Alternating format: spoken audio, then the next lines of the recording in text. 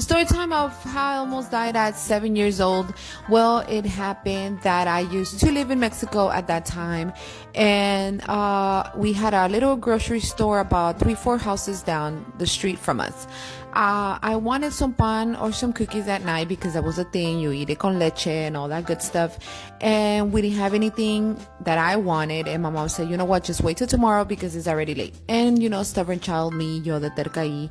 I'm like, no, let me go, maybe it's open. My mom's like, well, go ahead. But if it's not open, you come right back. And just remember, back in the days, you could do stuff like that. You could go places and it was okay. It was safe.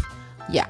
And then I went, and yeah, of course I get there and it was closed, but I did not come back. I knocked and I'm like, hey, it's my dad's friend, he knows me.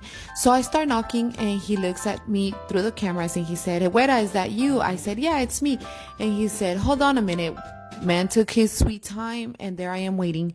Next thing you know, this drunk man comes from out of nowhere and he gets close to me. He starts banging on the door and he says, I want a beer. And oh my God, I freaked out. I did not know what to do. I was dying. I was crying and I started shaking. And the guy answers from inside and he still didn't open, taking his sweet time. He said, no, we're not selling any beer right now. We're closed. Come back tomorrow. And then the guy said, I want a beer. And the other guy said, no, I'll come back tomorrow. So next thing you know, he gets close to me and hugs me and said, tell him you want a beer. And I said, okay. So I knock again and I'm like, I want a beer.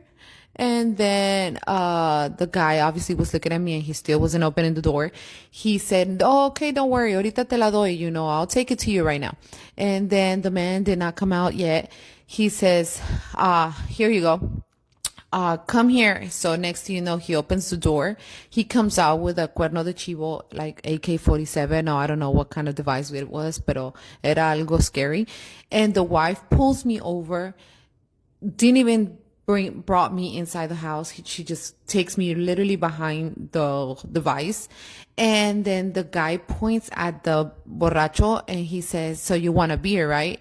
And he's like, no. So he was like super drunk. He just ran. And next thing you know, he starts firing that thing. And I was like right behind it. I just like the lady just covered my ears.